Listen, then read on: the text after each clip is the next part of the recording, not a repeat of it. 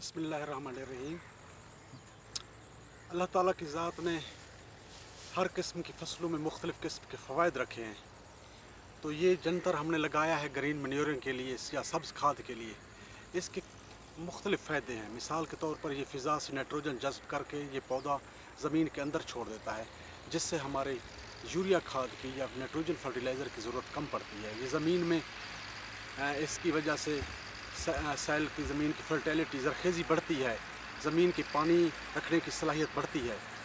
एक किस्म की फसलात का काश्त करके हम ज़मीन के अंदर ज़मीन की ताकत को कम कर रहे होते हैं, जबकि हम जब मुख्तलिफ़ फसलों का हेर फेर करते हैं उससे ज़मीन की ताकत पे, उसकी फर्टिलिटी पे या ज़रख़ेज़ी पे मुस्बत असरात पड़ते हैं।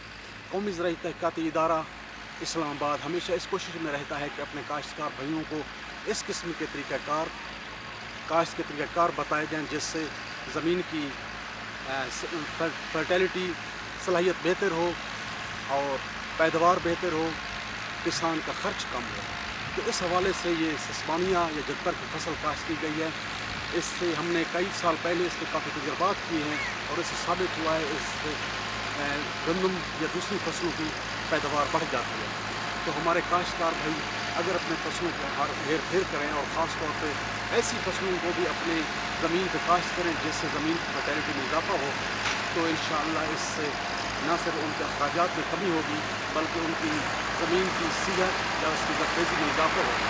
ये फसल अपने नाडूल्स के ज़रिए, जड़ों के अंदर नाडूल्स बनते हैं, उनके ज़रिए फ़िज़ा से नाइट्रोजन जज़्ब करके ज़मीन के अंदर छोड़ देता है। ये आप देख सकते हैं, इस किस्म के नाडूल्स बनते हैं और जब फसल पर फूल आ जाए तो उस स्टेज पे इस फसल को ज़मीन के अंदर दबा देना चाहिए और कोशिश करें कि दूसरी जो फसल है उससे तकरीबन 1.5-2 महीना पहले या फिर ये फसल ज़मीन के अंदर दबा दी जाए, तो ये ज़मीन के अंदर गल सड़ के अगली फसल के लिए खाद का काम करती है।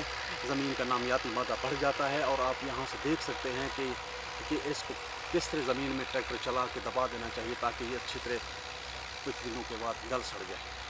तो इसके लिए 15 से 20 किलोग्राम, 10 से 15 किलोग्राम कम अज़ कम सीड रेट या शरह बीज इस्तेमाल करनी चाहिए।